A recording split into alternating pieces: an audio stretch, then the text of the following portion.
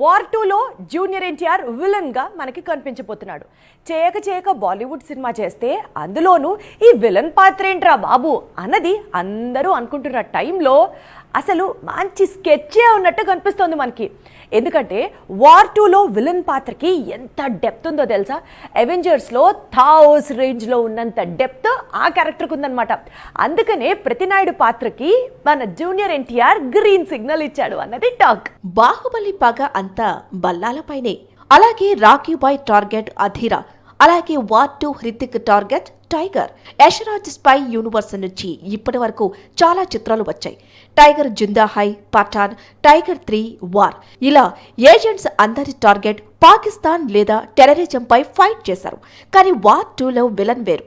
అతడిని పట్టుకోవటానికి షారుఖ్, సల్మాన్, హృతిక్ కూడా సరిపోరు. అంతటి రేంజ్ విలన్ చూపించబోతున్నారట తారక్. టైగర్ 3 క్లైమాక్స్ లోనే వార్ 2 టైగర్ ది ఏ రేంజ్ విలని అనేది చెప్పకనే చెప్పింది యశరాజ్. అప్పటి నుంచే ఎక్స్పెక్టేషన్స్ ఇంకా పెరిగాయి. యశరాజ్ స్పై యూనివర్స్ లో ఇప్పటి వరకు కనిపించిన విలన్స్ అందరిలోనూ మోస్ట్ వైలెంట్ విలన్ టైగరే అట. అందుకే హిందీలో ఫస్ట్ ఫిల్మ్ అయినప్పటికీ విలన్ రోల్ చేసేందుకు టైగర్ ఒప్పుకున్నాడట. ఏప్రిల్ 5 నుంచి దేవర పోస్ట్ పోన్ కావడంతో కూల్ గా ఈ సినిమా షూటింగ్ చేస్తున్నాడు తారక్. టాకీ ఆల్మోస్ట్ కంప్లీషన్ కు దగ్గరగా ఉంది. మరో 4 పాటలు షూట్ చేయాల్సి ఉంది. ఆ తర్వాత దేవర రిలీజ్ డేట్ అనౌన్స్మెంట్ ఉంటుంది. ఈలోపు టైగర్ వార్ 2 షూటింగ్ లో బిజీ అవుతున్నాడు.